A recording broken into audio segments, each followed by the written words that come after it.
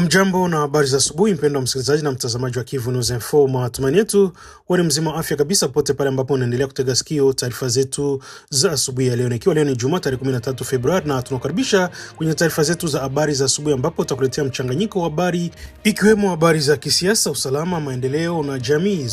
Na tutaangazia mzozo unaoendelea mashariki mwa Jamhuri ya Kidemokrasia ya Kongo na hatua za usuluhishi na kusitisha mapigano kati ya pande zinazopigana pamoja na maendeleo ya kijamii, kiuchumi yanayolenga kuboresha maisha ya raia. Na hii ni Kivu News Info kila siku inaendelea kuletea matangazo yake ikiwa mashariki mwa Jamhuri ya Kidemokrasia ya Kongo. Na nikumbusha wewe ndio kwa mara kwanza unakutana nasi kupitia mtandao wa YouTube, basi kabla chochote hakikisha umesubscribe, kulike, comment na kushare, na kwa wengine unasema kujabone, kueme vile na kupartager. Basi kana sisi mwanzo hadi mwisho wa taarifa yetu tukikuletea habari kutoka mashinani, kutoka vyanzo vya serikali, mashirika ya kiraia, vyombo vya usalama na wanasiasa, ili uweze kupata picha halisi ya kile ambacho kinaendelea mashariki mwa Jamhuri ya Kidemokrasia ya Kongo na sehemu zingine. Langu jina mimi ni Telo Jelonga, basi nakualika kuwa na mimi mwanzo hadi mwisho wa matangazo yetu ya asubuhi ya leo tarehe 13 za mwezi wa pili mwaka 2026. Nini Kivu News Info, sauti ya wananchi, karibu tukupashe. Mapigano makali yameripotiwa katika viunga vya Minembwe kwenye maeneo ya juu ya milima Fizi mkoani Kivu Kusini mashariki mwa Jamhuri ya Kidemokrasia ya Kongo. Taarifa hizi zinakuja wakati hali ya usalama ikiendelea kuwa tete katika eneo hilo ambalo limekuwa likikumbwa na migogoro mara kwa mara ya makundi yenye silaha. Kwa mujibu wa vyanzo vya ndani, mapigano hayo yamekutanisha waasi wa kundi la Twirwaneho Red Tabara wanaodaiwa kushirikiana na muungano wa waasi wa M23 dhidi ya jeshi la Jamhuri ya Kidemokrasia ya Kongo FARDC likisaidiwa na vikosi vya Burundi pamoja na makundi ya wazalendo. Hii inaonyesha wazi kupanuka kwa wigo kwa vita katika eneo la Minembwe na viunga vyake. Inaelezwa kuwa tangu saa 10 alfajiri ya Jumatano mashambulizi makubwa yalianza kuundirima katika njia barabara kadhaa zinazoelekea katikati ya Minembwe. Wakazi wa maeneo ya karibu wameripoti kusikia milipuko ya mabomu mazito ifuatiwa na milio ya risasi na silaha ndogo na nzito kwa muda mrefu, waliozua hofu na taharuki kubwa miongoni mwa raia. Jeshi la Jamhuri ya Kidemokrasia ya Kongo FARDC pamoja na washirika wake wameripotiwa kujikusanya na kujipanga katika eneo la Alenge, umbali wa takriban kilomita 5 kutoka Minembwe Centre. Lengo lao ni, kwa mujibu wa taarifa hizo, ni kurejesha udhibiti wa Minembwe ambao unatajwa kuwa ngome muhimu ya waasi wa Twirwaneho. Eneo hilo lina umuhimu wa kimkakati kutokana na jiografia yake ya milimani na nafasi yake katika mawasiliano ya barabara za ndani ya Plateau. Hadi sasa kuna takwimu rasmi zilizotolewa kuhusu idadi ya majeruhi au uharibifu uliosababishwa na mapigano hayo. Hata hivyo, baadhi ya familia zimeripotiwa kuanza kuihama makazi yao kuelekea yanaonekana kuwa salama zaidi, wakihofia kuendelea kwa mashambulizi. Mashirika ya kiraia katika eneo hilo yanaeleza wasiwasi wao kuhusu hali ya kibinadamu endapo mapigano yataendelea kwa muda mrefu. Minembwe imekuwa kitovu cha mvutano wa kijeshi na kisiasa kwa muda sasa, huku makundi mbalimbali yenye silaha yakijaribu kuimarisha ushawishi wao katika maeneo ya juu ya milima ya Fizi. Mapigano mapya yanaweza kuongeza changamoto za usalama na kuathiri zaidi maisha ya wakazi wa kawaida ambao kwa muda mrefu wamekuwa wasirika wakuu wa mzozo huu. Kivu News Info tutaendelea kufuatilia kwa karibu hali inavyoendelea katika eneo la Minembwe na kuwapatia taarifa zaidi kadri zinavyokuwa zikipatikana katika taarifa zetu zijazo za asubuhi ya leo tarehe 13 Februari. Jeshi la Jamhuri ya Kidemokrasia ya Kongo FARDC limeanzisha operesheni maalum ya kusafisha eneo la Bule pamoja na vijiji vitano vinavyozunguka katika wilaya ya Njugu. Operesheni hiyo ilianza rasmi Jumanne tarehe 10 Februari. Lengo kuu la hatua hiyo ni kuondoa kabisa tishio la wanamgambo wa kundi la CRP dhidi ya raia wanaoishi katika eneo hilo. Kwa mujibu wa vyanzo vya kiusalama, mapigano yaliyoambatana na operesheni hiyo yamesababisha vifo vya watu wawili huku wengine 5 kujeruhiwa kwa mujibu wa takwimu za awali. Jeshi la Jamhuri ya Kidemokrasia ya Kongo linapatiwa msaada na vikosi vya kulinda amani vya Umoja wa Mataifa MONUSCO ambavyo vinaendelea kushirikiana kwa karibu katika operesheni hizo. Taarifa zinaeleza kuwa tangu FARDC iliporejesha udhibiti wa soko kuu la Bule siku ya Jumapili, wanamgambo wa CRP wamekuwa wakifanya majaribio mara kwa mara kutaka kurejea na kuteka tena mji huo. Mapema Jumanne asubuhi, jeshi la Jamhuri ya Kidemokrasia ya Kongo lazimika kutumia makombora kuwafurusha wapiganaji waliokuwa wamejificha katika maeneo ya pembezoni mwa Bule. Baadaye mchana huo, kundi lingine la wanamgambo liliripoti wameripotiwa kusukumwa nyuma kuelekea maeneo ya Chikupa na Sapali, vijiji jirani vya Bule. Operesheni za kijeshi zinaendelea hadi nyakati za usiku, zikielekezwa upande wa Njaibu na Kaa katika jitihada za kuhakikisha hakuna kundi la waasi linalobaki katika maeneo ya karibu. Katika mapigano hayo, raia wawili wakiwemo wa kike walipoteza maisha, huku wengine wanaume watatu wakijeruhiwa. Majeruhi walipelekwa katika hospitali ya Fataki kwa ajili ya matibabu. Tukio hili limezua wasiwasi mkubwa miongoni mwa wakazi wa Njugu ambao wamekuwa wakikumbwa na matukio ya mara kwa mara ya ukosefu wa usalama. Kwa upande wake, MONUSCO imeongeza doria zake kuzunguka Bule kwa lengo la kuwalinda raia. Siku ya Jumatano, askari wa Umoja wa Mataifa alifyatua zaidi ya makombora 40 kwa kutawanya wanamgambo waliokuwa wakijaribu kusogea kuelekea Kasali baada ya kufungua moto dhidi ya vikosi vyao. Licha ya operesheni hizi, taarifa za harakati za kutiliwa shaka za wanamgambo wa CRP bado zinaendelea kuripotiwa katika baadhi ya maeneo ya Njugu, hali inayoashiria kwa tahadhari inaendelea kuhitajika. Hayo ni maendeleo ya hali ya usalama katika eneo la Njugu mkoani Ituri, ambayo tutaendelea kufuatilia na kuwajuza zaidi katika taarifa zetu zijazo.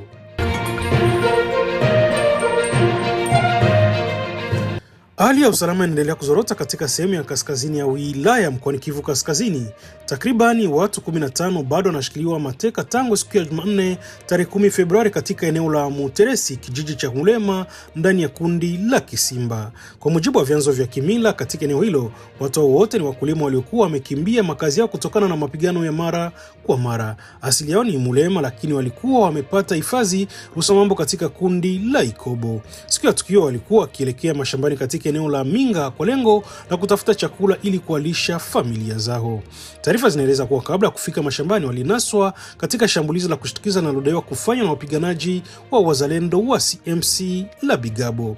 Tangu siku hiyo watu hao 15 hawajaachiliwa na bado wanashikiliwa mateka katika eneo la Muteresi kwa mujibu wa vyanzo hivyo. Hadi sasa kuna sababu rasmi kwa kushikilia mateka au hajaweka wazi.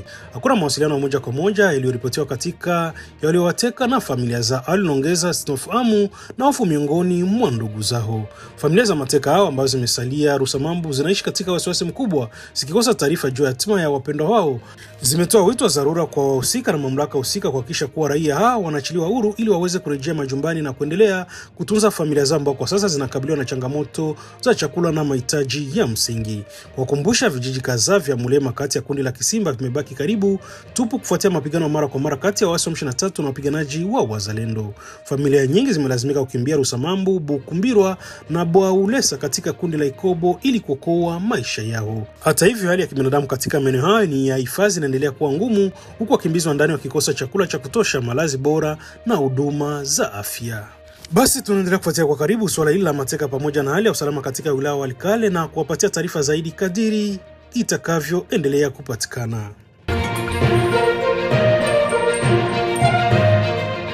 Wakati Rais wa Rwanda Paul Kagame akitangaza tarehe 5 Februari katika mkutano wa kitaifa huko Kigali kwamba nchi yake hainufaniki na rasilimali za Kongo, hali halisi inayoripotiwa kando kando ya ziwa Kivu inaelezwa kuwa tofauti kabisa.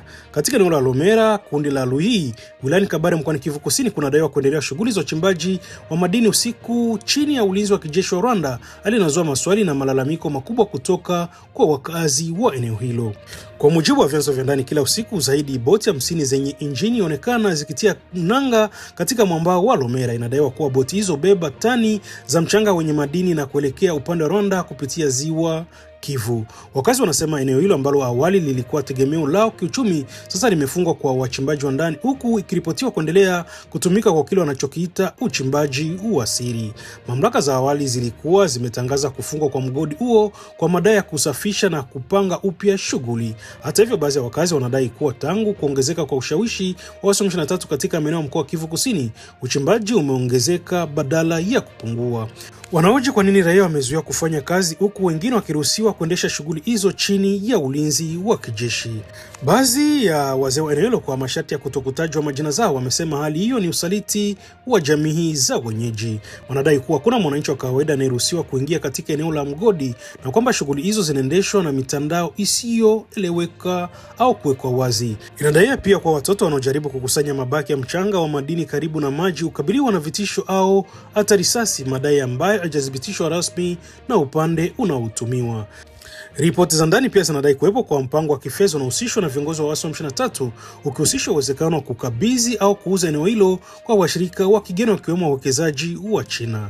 Wakazi wanasema hawakushirikishwa wala kushauriwa kuhusu maamuzi yao, jambo linaloongeza hasira na hofu ya kupokonywa ardhi yao. Madai yanafananishwa na hali iliyowahi kuripotiwa katika maeneo mengine yenye utajiri wa madini kama Rubaya, ambako udhibiti wa migodi ya coltan umetajwa kuwa chanzo kikuu cha mvutano wa kijeshi. Kwa upande wake, Rais wa Rwanda Paul Kagame alikanusha vikali tuhuma za uporaji wa madini ya Kongo, akisema kuwa kama madai hayo yangekuwa ya kweli, Rwanda ingekuwa tayari nchi tajiri kupita kiasi. Hata hivyo, ripoti mbalimbali za kundi la wataalamu wa Umoja wa Mataifa zimewahi kuonyesha wasiwasi kuhusu mienendo ya usafirishaji wa madini kutoka mashariki mwa Kongo kupitia nchi jirani. Katika maeneo kama Lomera, Luhi, Twangiza na Rubaya, wachimbaji wanaeleza kuwa mbinu inayodaiwa kutumika ni kudhibiti kwanza maeneo yenye madini kwa kuondoa wachimbaji wa ndani na kisha kuanzisha njia salama za kusafirisha madini kuelekea nje ya nchi. Matokeo yake kwa jamii kubwa, wakazi wa Lomera na maeneo jirani wanadai kupoteza chanzo chao kikuu cha mapato, huku soko la ndani likidorora na hali ya njaa kuongezeka. Uchumi mdogo uliokuwa ukitegemea shughuli za mgodi huo umeathirika vibaya. Wakati boti zikidaiwa kuondoka usiku kuelekea upande wa Rwanda zikiwa zimebeba madini, wakazi wa Lomera wanasema wanaendelea kuzama katika umaskini. Madai yanaendelea kuzua mjadala mkali kuhusu vita vinavyoendelea mashariki mwa Kongo na iwapo vinachochewa zaidi na maslahi ya kiuchumi kuliko madai ya kisiasa. Ni tuhuma nzito zinazohitaji uchunguzi huru na wa kina ili ukweli ujulikane, huku wakazi wa maeneo hayo wakisubiri majibu na suluhisho la kudumu kwa migogoro unaoendelea.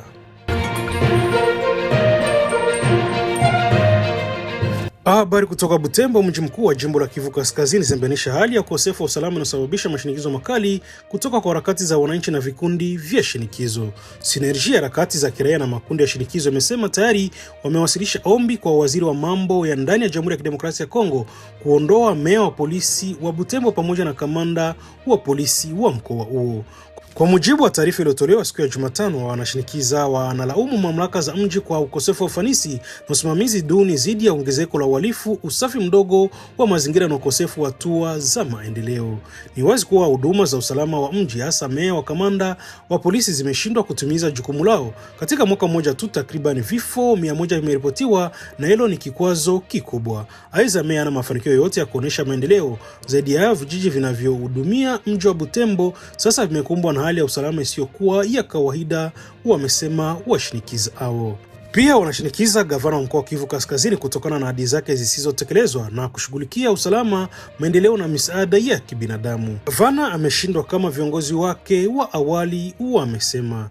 Kundi la harakati kama Lucha, Veranda Muchanga, Parlement Debout Furi, Filimbi Table Ronde, Raia Anasimama, Generation de DRC na Cercle de VR linatilia mkazo hatua kali. Linataka pamoja kuondolewa kwa meya Moa Baeki na kamanda George, pia kuhamishwa kwa wafuasi wa wazalendo walioko ndani na karibu mji wa Butembo na kuamsha tena hatua za gavana Evariste Somo Kakule.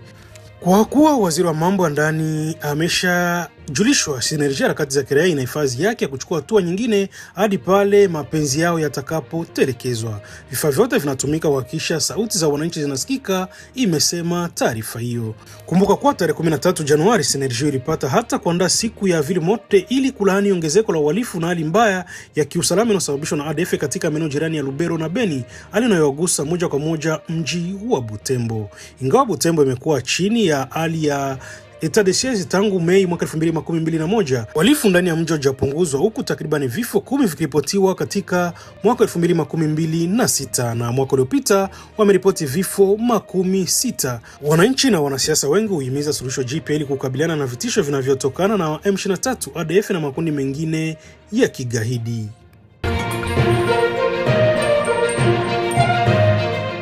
Asubuhi ya jana tarehe 12 Februari, Vivian Van de Pierre, mkuu wa muda wa Umoja wa Mataifa nchini Jamhuri ya Kidemokrasia ya Kongo MONUSCO, amewasili kwenye uwanja wa ndege wa kimataifa wa Goma kwa kutumia helikopta.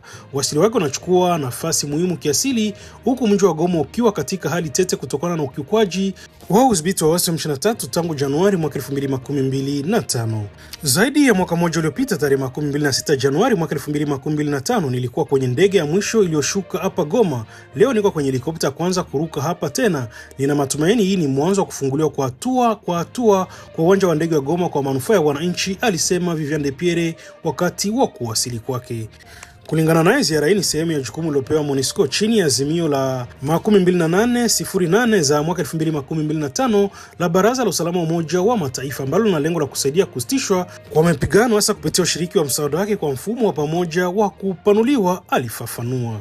Katika siku zijazo, alisema MONUSCO inapanga kutuma operesheni za kijasusi za anga huko Uvira. Ziara yangu inalenga kuzungumza na wadau husika na kusonga mbele ya maandalizi halisi kusitishwa kwa mapigano, taratibu za uhakiki, uratibu, mawasiliano na kamati za vitendo ili kuhakikisha mfumo unafanya kazi kwa amani, alibainisha. Vivian Van Zepere alisitiza kuwa msaada wa MONUSCO utakuwa hatua kwa hatua kulingana na hali ya usalama katika eneo la Goma. Msaada wa kusitishwa kwa mapigano unatolewa hatua kwa hatua kulingana na makubaliano yaliyothibitishwa katika muundo wa ushirikiano, huku kuzingatia usalama wa wafanyakazi na rasilimali za Umoja wa Mataifa, aliongeza. Kwa maoni ya wachunguzi wengi huko mjini Goma, kukiwa bado chini ya mvutano wa wananchi, wanatarajia kurejea kwa hali ya kawaida hatua kwa hatua. Kuwasili kwa mkuu wa muda wa MONUSCO ni ishara muhimu ya kuanza utekelezaji wa kusitishwa kwa mapigano. Ziara yake inaweza kuamua ufanisi wa mfumo wa pamoja kupanuliwa na kuashiria ishara ya kuanza kupunguza mvutano kati ya mkoa huu unaoathiriwa na zaidi ya mwaka mmoja wa migogoro. Hali ya maendeleo na amani katika eneo la Shabunda imetolewa kipaumbele baada ya mkutano muhimu uliofanyika Jumatano tarehe 11 Februari kati ya wananchi na ujumbe kutoka serikali ya mkoa wa Kivu Kusini. Ujumbe uliongozwa na waziri wa mambo ya sheria ya mkoa ulifanikiwa kufanikisha kuondolewa mara moja hatua za kuacha kulipa kodi na ushuru uliokuwa umetangazwa na nguvu za kiraia za eneo hilo kwa siku 4 kama ishara ya kulipa vitendo vya ukosefu wa sheria vinavyofanywa na wazalendo. Mjadala pia ulijikita katika hali ya upatikanaji wa bidhaa muhimu katika mji wa Shabunda, kuhakikisha kwamba wananchi wanapata mahitaji yao ya msingi bila vikwazo. Hadi hivi karibuni katika Shabunda Centre kulipwa kwa kodi na ada za madini kulikuwa kumesitishwa na jumuiya ya kiraia tangu kisa cha mauaji ya raia wane kilichofanywa na wazalendo tarehe 23 Januari. Mgogoro huu ulidumu kwa siku 4 ulisababisha serikali ya mkoa kutuma ujumbe wa dharura kwenye eneo hilo. Kabla mkutano huo, baraza la vijana wa eneo la Lega lilijaribu utatuzi kwa hati ya wananchi na wazalendo, lakini changamoto zingine ikiwemo malipo ya mishahara ya walimu pia zilizibuliwa na kujadiliwa kwa kina. Mkutano huo unachukuliwa kama hatua muhimu ya kurekebisha hali ya amani na kuhakikisha maendeleo endelevu katika Shabunda, huku wananchi wakipata fursa kushirikiana na serikali katika kutatua matatizo wanayoyakabili.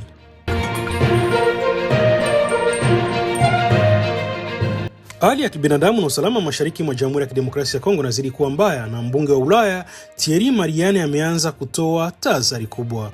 Akikataa kushiriki katika mjadala wa hivi karibuni wa bunge la Ulaya kuhusu mgogoro wa DRC, yani amelaumu kikamilifu ukosefu wa hatua za Umoja wa Ulaya na kuonyesha kuwa wazi uwajibikaji wa Rwanda katika hali hii. Kulingana na Thierry Mariani, ndani ya mwaka mmoja bunge la Ulaya limefanya mijadala minne kuhusu mchakato wa ukatili katika DRC bila matokeo halisi. Kwa mwaka mmoja huu ni mjadala wa 4 kuhusu ukatili DRC, lakini hakuna kinachofanywa. Hali hii ni sababu ya mimi kukataa kushiriki, na kwa sababu Umoja wa Ulaya unaonyesha uso mmoja bungeni, lakini kwa vitendo unaruhusu Kagame kufanya lolote analotaka, amesema katika video iliyosambaa mitandaoni. Mbunge huyu anaona mjadala huu kama onyesho la bure linalopekea faraja tu kwa Rwanda, huku hali halisi mashanani ikizidi kuwa mbaya. Anaonyesha pia kutokujulikana kwa ama ukosefu wa wazi wa kidiplomasia wa Umoja wa Ulaya, ambapo upande mmoja unaanziria usaidizi wa Kinshasa, lakini upande mwingine unaruhusu Paul Kagame kufanya vitendo vyake bila adhabu. Thierry Mariani anakumbusha azimio la bunge la umoja la tarehe 13 Februari mwaka 2025 ambako wabunge wengi walitaka Umoja wa Ulaya kuchukua hatua kali dhidi ya viongozi wa Rwanda. Kwa maneno yake, ukosefu wa hatua halisi wanaacha raia wa DRC hatarini, huku adhabu ndogo zikilenga viongozi wa vijiji vinaonekana kuwa podo ya macho tu. Komisheni haijachukua hatua yoyote na badala yake imechagua kuchukua hatua ndogo dhidi ya baadhi ya vibaraka vya Kigali,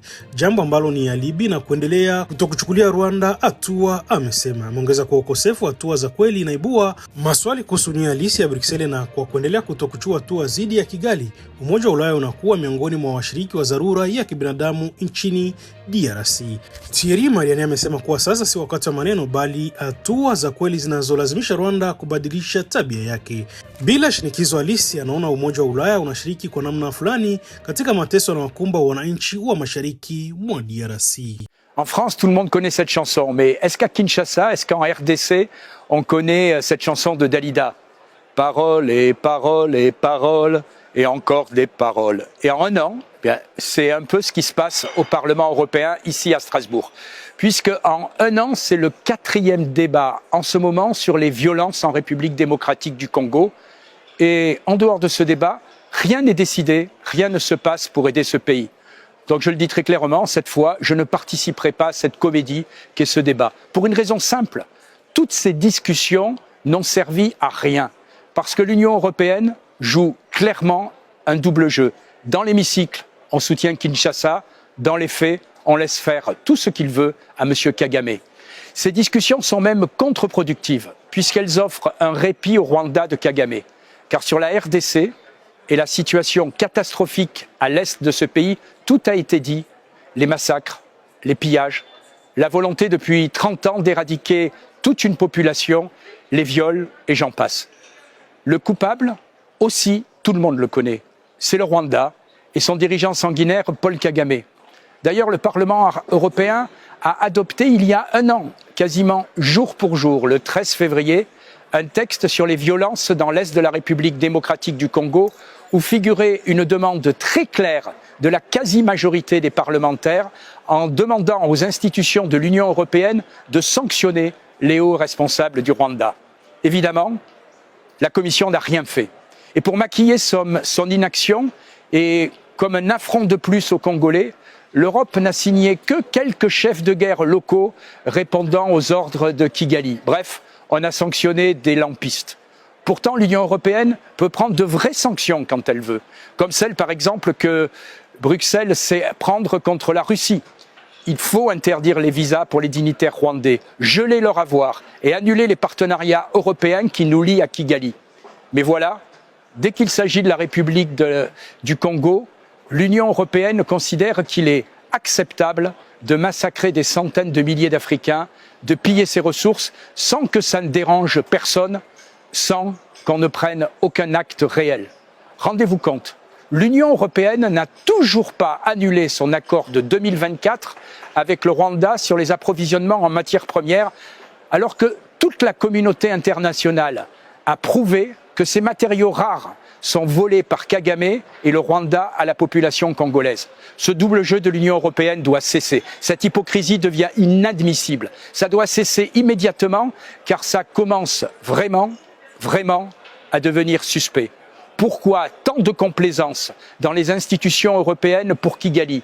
Va-t-on découvrir un jour à Bruxelles un Rwanda Gate comme on a découvert le scandale de la corruption du Qatar Gate? Alors si l'Europe veut dissiper tous ces soupçons, la seule réponse crédible de la Commission européenne, ce sont des sanctions dures et efficaces contre le Rwanda, contre Kagame, contre sa famille. Car sans acte, les paroles de l'Europe ne sont toujours que des paroles. Le débat derrière moi continue, mais rien ne le suivra. C'est assez si on respecte un tout petit peu les Congolais et les massacres qu'ils subissent.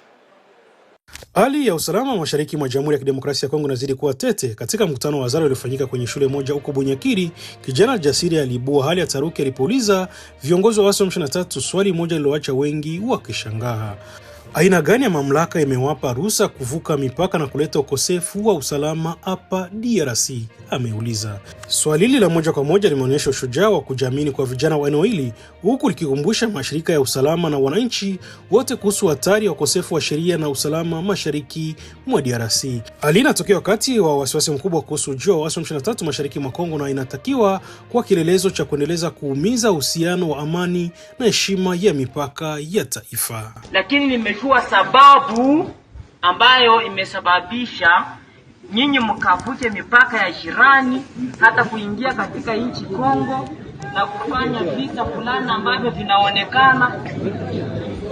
Nilikuwa nikitaka nijue ya kwamba ni nani aliyewaruhusu mkavuke mipaka ya jirani, wala kama si hivyo nilikuwa nikitaka nijue ni nani aliyewaruhusu mkasababishe kukosa amani kwa jirani.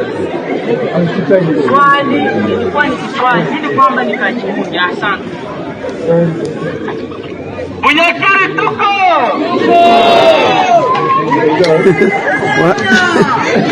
Wahayuni eda wahayi uga mushkulo kamboka mushkulo kamboka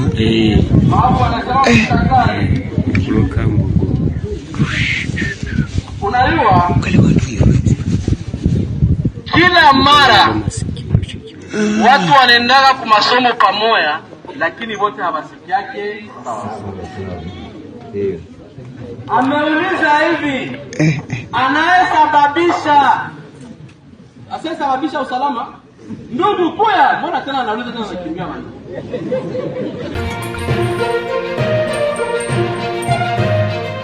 Na ni kupitia hapo ndipo tunahitimisha matangazo yetu ya asubuhi ya leo, ikiwa ni tarehe 13 za mwezi wa pili mwaka 2026, na tumekuletea muhtasari wa habari muhimu zaidi kuanzia mashinani, vyanzo vya serikali, jumuiya ya kiraia na vyombo vya habari. Basi tunakushukuru kwa kuungana nasi katika taarifa zetu za asubuhi ya leo. Kama kile kufuatilia habari za kila siku ili uwe na picha halisi ya kile kinachoendelea nchini na mashariki mwa Jamhuri ya Kidemokrasia ya Kongo. Hii ni Kivu News Info, kila siku tunaendelea kutangazia matangazo tukiwa mashariki mwa Jamhuri ya Kidemokrasia ya Kongo. Na kama ilikuwa ndo mara kwanza unaungana nasi kupitia mtandao wa YouTube, basi kabla kuondoka tunakusihi kufanya kitu kimoja. Usisahau kusubscribe, kulike, comment na kushare, na kwa lugha nyingine unasema kujabone, kueme vile na kupartager.